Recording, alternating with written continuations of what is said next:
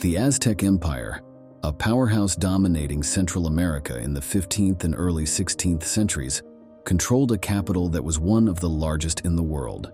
Its Coatl, hailed as the leader of the Aztecs in 1427, negotiated what is now known as the Triple Alliance, a powerful political alliance of Tenochtitlan, Texcoco, and Tlacopan.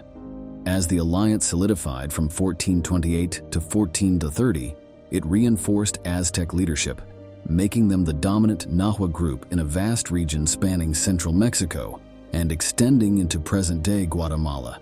However, Tenochtitlan still fell into decline after the siege and destruction of the city by the Spanish forces in 1521, led by Hernán Cortés. How did Cortés manage to overthrow the Aztec Empire?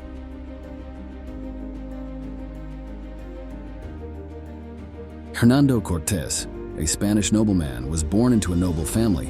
In 1502, Cortés embarked on a journey to the New World with Nicolás de Ovando, hoping to establish his career. Over the following years, Cortés participated in several expeditions to conquer new territories, such as Cuba.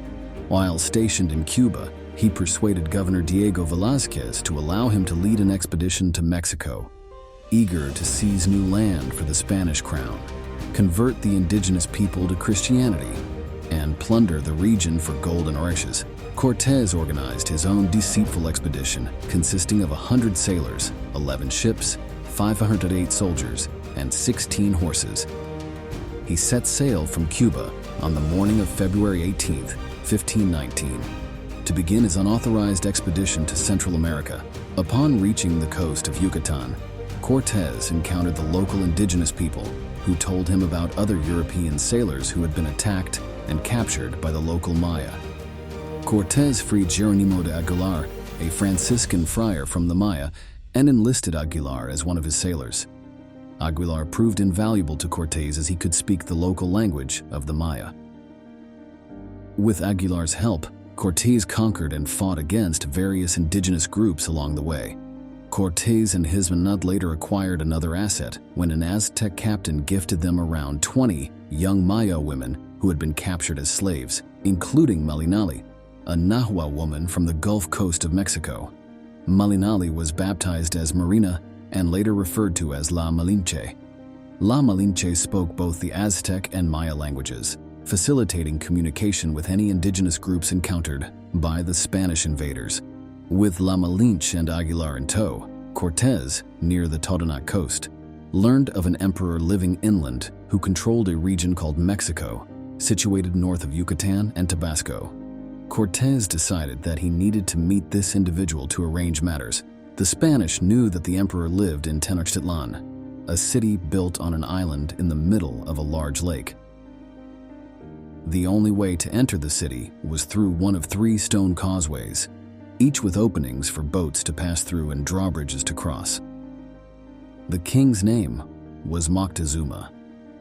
Montezuma attempted to appease the newcomers by sending envoys bearing gifts in hopes that they would be satisfied and leave.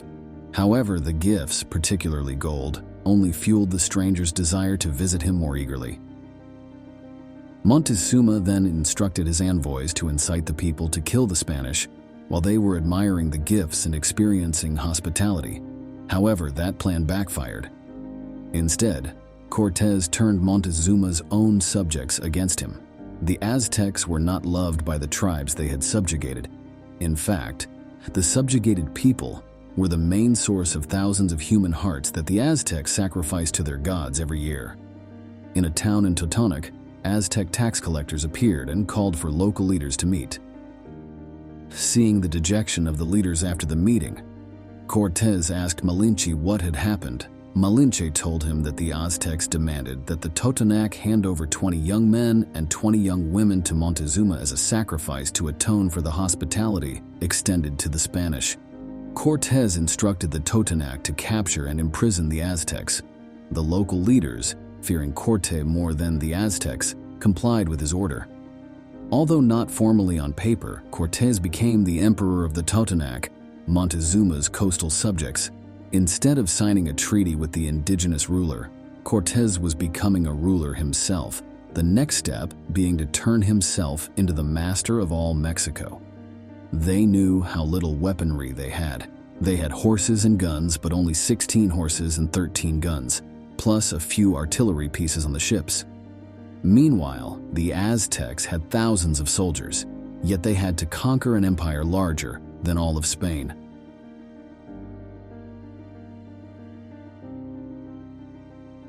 Cortés and his army marched westward, crossing mountains and ascending to the high plateaus of central Mexico. He traveled alongside the Totonac soldiers, those eager to retaliate against their former lords. There were two routes to Tenochtitlan, one through the ancient, grand, and opulent city of Cholula and another through the territory of Tlaxcala. Tlaxcala was a federation of 4 mountainous states, long-standing enemies of the Aztecs.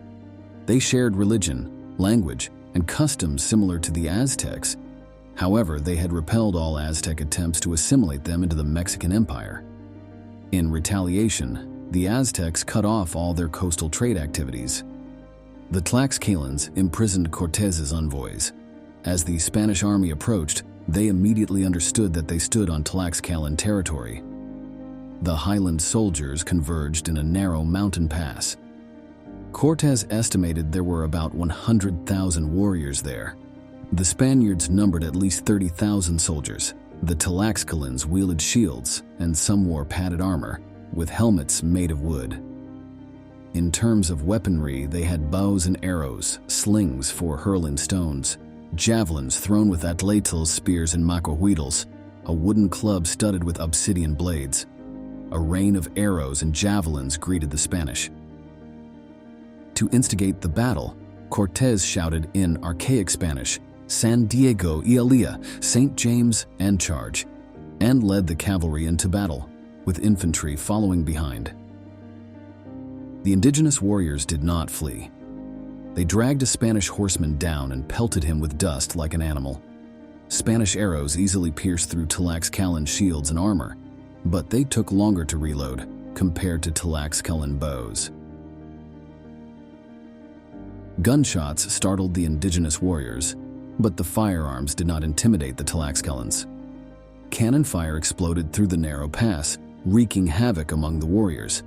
Eventually, the Tlaxcalan commanders ordered a retreat, and the Highland soldiers returned disciplined as a well-trained army. As the Spanish continued their advance a few days later, 5 Tlaxcalan divisions, each consisting of 10,000 soldiers, fought against them. Cortés arranged archers and gunners in the front lines, with cannons on the flanks. The musketeers, artillery, and archers would support each other, reloading and firing in succession. The Totonac soldiers were ill-suited for the fierce Tlaxcalan attack, so he kept them in reserve. The Tlaxcalan forces pressed forward, and the Spanish defeated them swiftly. Cannons fired from the flanks with grape shot. Cavalry and infantry with swords launched continuous assaults. Even Tueli, the indigenous warriors, retreated. During the night, a Tlaxcalan officer led 10,000 soldiers stealthily across the Valladolid to attack the Spanish camp. However, a nighttime assault went against the Tlaxcalan tradition, and they failed to execute it. That night, under a full moon, a Spanish sentry spotted them. It seemed like the entire Spanish army poured out and charged them. The indigenous warriors shot a few arrows and then fled. Once again, Cortés sent an envoy to the Tlaxcalans. He proposed an alliance against the Aztecs. If they refused, he would raze their cities and burn their fields. The Tlaxcalans joined the alliance.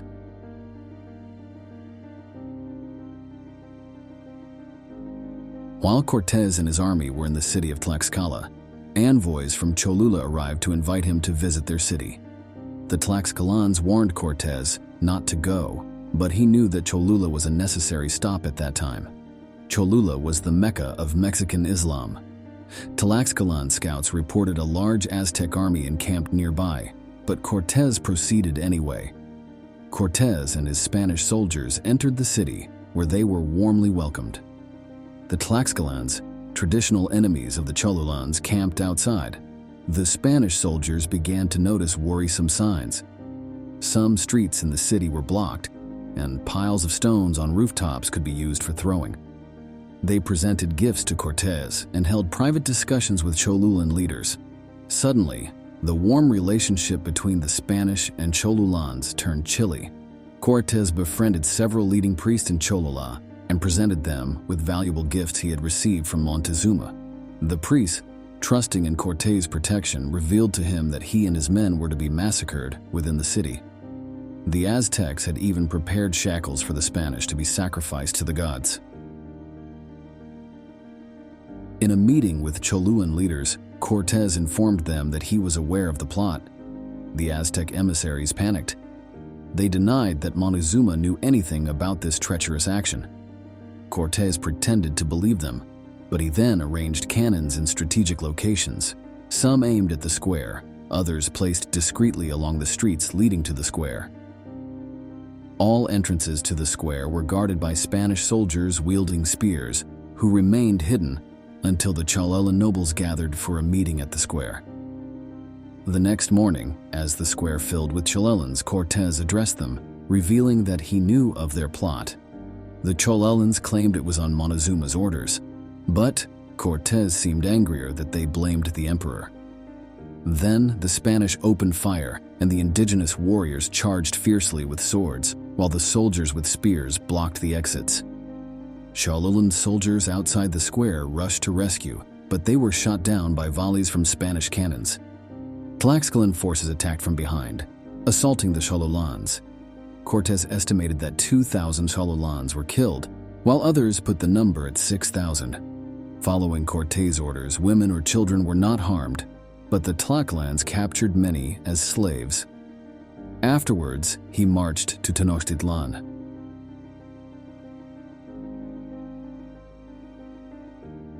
The Spanish and their indigenous allies traversed the route through the pass between the two highest peaks in North America, Iztaccíhuatl and the volcano Popocatépetl, towering 5,356 meters above sea level. In the frigid air atop the heights, the Spanish army looked down upon the Valley of Mexico, a lush green expanse dotted with azure lakes. Some cities were built on the shores while others were entirely constructed on the lake. In the midst of one such lake lay Tenochtitlan.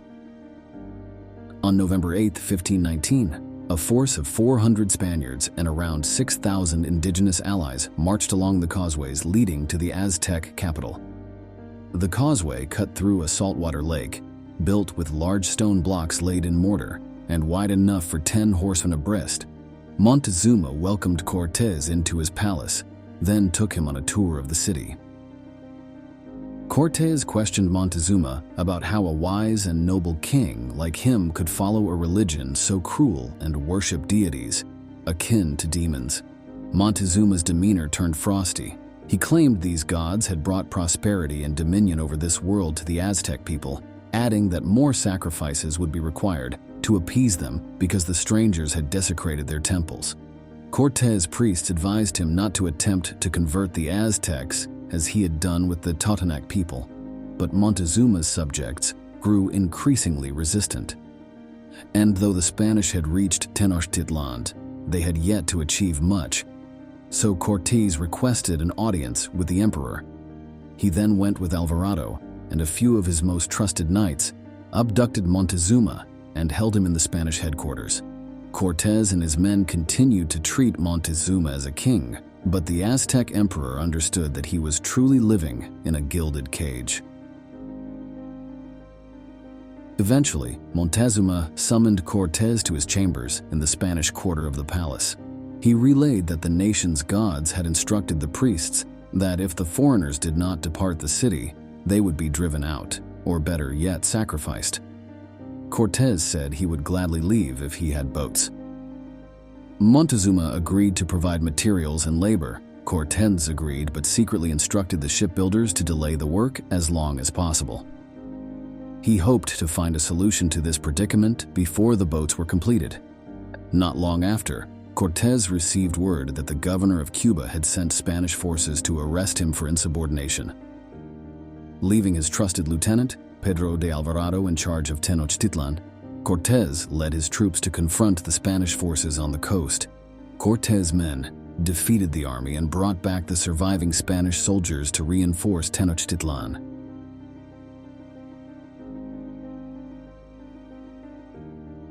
Some Aztec nobles approached Alvarado, stating that they were planning their annual festival to honor the god of war, and inquired if Montezuma could join them. But the answer was in the negative. The Aztecs would be welcome to hold their festival near the Spanish headquarters, as long as they came unarmed. In truth, the Spanish soldiers also wished to witness the festivities. Alvarado contemplated repeating Cortés' actions in Cholula. However, unlike Cortés, he took no steps to verify the rumors. When the dance reached its most captivating moment, the Spanish soldiers launched a sudden attack on 600 Aztec nobles with swords, slaughtering them all. The entire Aztec nation rose up, and the Spanish, along with the Tlaxcalans, found themselves besieged in their quarters. The Aztecs set fire to the Spanish boats on the lake. Meanwhile, Cortés was returning to Tenochtitlan when he received word of the uprising. The streets of Tenochtitlan were still as Cortés and his men returned to the city. The Aztecs wanted all foreigners inside, where they could finish them off. In the palace, Cortés met with Alvarado, his closest friend. He could barely contain his rage. However, there was little else he could do. Alvarado had the favor of the troops and was a skilled combat commander, a formidable warrior, and the situation had turned dire. The Aztecs launched a relentless assault on the Spanish positions, but Cortés' soldiers pushed them back. The following day, the Spanish broke through the siege. Barricades on the streets impeded the cavalry. Spanish cannons demolished the barricades, but more were erected behind them. Aztec warriors on rooftops hurled stones and spears at the Spanish and Tlaxcalan forces. Cortés withdrew into the palace. His soldiers couldn't break the siege afterward. Cortés demanded that Montezuma speak to his subjects. Standing on the rooftop, the emperor addressed the Aztec people, urging them to be patient and let the strangers leave the city. In response, a hail of stones rained down. One struck Montezuma fatally. Immediately after, Cortés realized that the Aztecs, like the Tlaxcalans, were not accustomed to fighting at night. He decided to quietly depart at nightfall. He instructed his men to construct a wooden bridge, long enough to span a gap in the causeway, then lift and place it over the next gap. He chose the route leading west. This meant the army would have to take the longest route back to Tlaxcala, but the causeway through the lake was the shortest, only 3 kilometers long.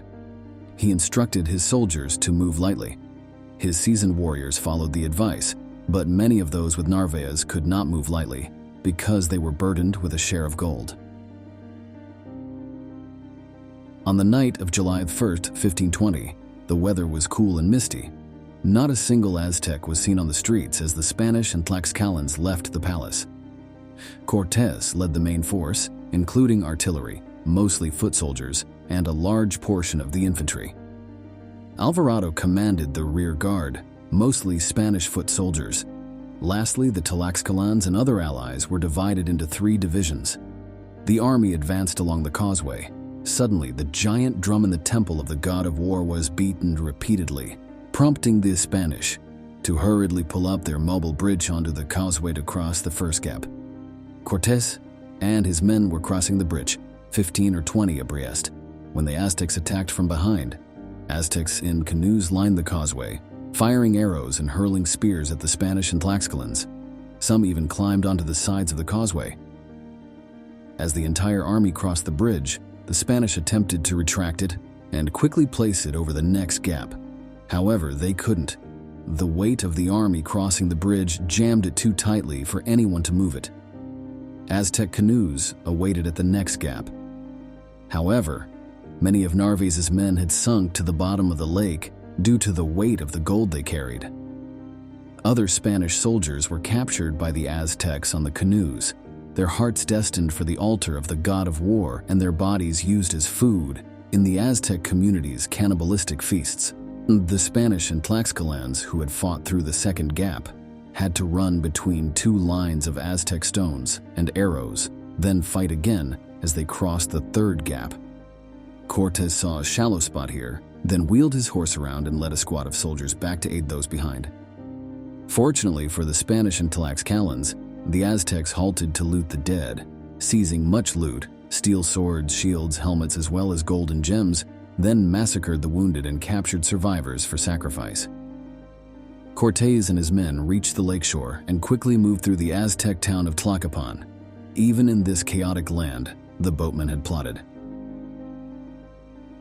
About 450 out of 100 Spanish soldiers and 4,000 out of 6,000 indigenous allies were killed or captured. Cortés lost 46 horsemen, and the number of cavalry in the army dwindled to only 23. All the cannons were lost. All the muskets were discarded by fleeing soldiers, leaving only a few bows. Subsequently, the road back to Tlaxcala was blocked, and Spanish scouts spotted a very large Aztec army. Cortés organized his troops into a small, elongated line to prevent the entire indigenous force from surrounding them, and placed a sparse cavalry force on both flanks. He instructed the pikemen to aim for the faces of the indigenous people and told his infantry to trust in their swords rather than their spears. Then Cortés noticed a flamboyantly dressed indigenous person in a litter. He believed it to be the Aztec army commander. He immediately gathered his knights and Aztec interpreters to attack the Aztec general. It was almost a replay of Alexander's battle at Arbela. However, the Aztec general did not flee like Darius. When he died, his army panicked and fled. Cortés' fortune almost changed instantly. The following day, Cortés and the welcome soldiers returned to Tlaxcala. In the days after, former Aztec vassals began to arrive, pledging their support to the Spanish. Cortés used the indigenous allies in conjunction with the Spanish soldiers, beginning a campaign from all directions against the towns where the Aztecs were stationed. Each victory brought him more alliances. Cortés had shipbuilder Martin Lopez construct 13 sailboats to bring Cortés to Lake Texcoco, besieging the capital of Mexico City. He equipped his Spanish infantry with indigenous copper-tipped spears to use alongside their swords.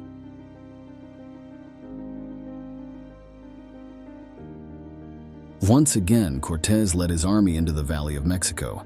This time, Cortés advanced city by city surrounding Tenochtitlan. He brought sailboats that could be disassembled and transported to Lake Texcoco. He sent envoys to Cuauhtémoc, offering peace terms and proposing that Emperor Cuauhtémoc accept a position akin to Montezuma as a vassal king under the protection of the Spanish crown. Cuauhtémoc scorned the offer and refused. On May 10, 1521, Cortés launched an attack on Tenochtitlan from 3 directions. Alvarado, Sandoval, and Olid commanded the 3 prongs of the assault, while Cortés led a vanguard along with the sailboats. First, the Spanish destroyed the aqueducts that supplied water from the reservoir on Chapultepec Hill to the city of Tenochtitlan. Then they blocked the causeways and began advancing toward the city. The Aztecs launched hundreds of canoes to attack the Spanish and their indigenous allies on the causeways. Cortés deployed the sailboats to counter them. The boat squadrons fired cannons and muskets at the Aztec canoes. In a short time, not a single canoe remained intact. Cortés's soldiers realized they were being held back by expanded gaps on the causeways. Behind the gaps, the Aztecs erected stone fortifications. Cortés could bring down his soldiers from the sailboats and the canoes of his indigenous allies to attack the Aztec defenders from the flanks and the rear. However, progress was slow for many contingents of Cortés's army.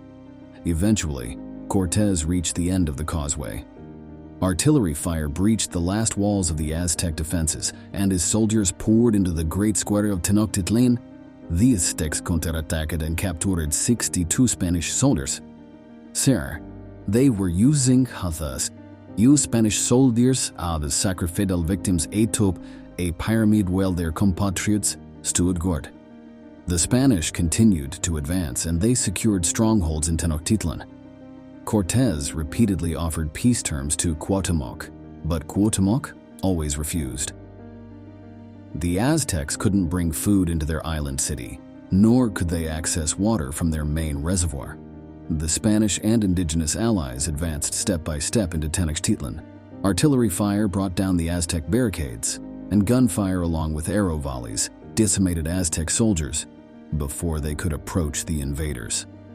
In close combat, Spanish swords gave them the edge. Cortés ordered his soldiers to demolish any large buildings the Aztecs could use as fortifications. By August, the Aztecs were exhausted. Cortés broke through the last fortress, and the Tlaxcalans, along with the indigenous allies, went berserk. Even Cortés couldn't stop the slaughter. His allies killed 150,000 Aztecs. Cuauhtémoc continued to resist on a small island until he surrendered on August 12, 1521. Cortés praised his courage.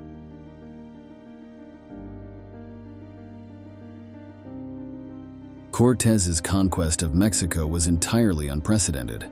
A European power had crossed the ocean and conquered another civilization. Before Cortés, Europeans were content with establishing trading posts, occupying port cities, and at most, taking control of small islands inhabited by indigenous peoples. Several generations of Portuguese had done so in Africa and India. The Spanish had also begun this work in the Caribbean. However, after Cortés, they began to conquer and subjugate the mainland. Encouraged by Cortés, Alvarado conducted a bloody invasion of the Maya and Central American kingdom of Chiapas, earning recognition as a conquistador, a Spanish conqueror of Central and South America. Francisco Pizarro led a daring expedition to Peru and, through luck, managed to conquer an empire even larger than Mexico. The success of the Spanish led other Europeans, the Swedes, Dutch, French, and English, to the Americas. The Portuguese succeeded in revolutionizing trade in the Old World, while the Spanish succeeded in creating a new world. They also created a new trade route, the route across the Pacific Ocean. Alvarado's final expedition was to cross the Pacific to the West Indies. Unfortunately for Alvarado, he delayed the expedition to rescue a besieged Spanish officer in the Mexican state of Jalisco and was killed. Nevertheless, a generation later, the Spanish traveled back and forth, like a shuttle between Mexico and the Philippines across the Pacific. The New World had integrated with both sides of the Old World. Thank you for listening. What do you think about the stories of the Aztecs? Comment below and let me know. Don't forget to hit the subscribe button to support me. See you in the next videos.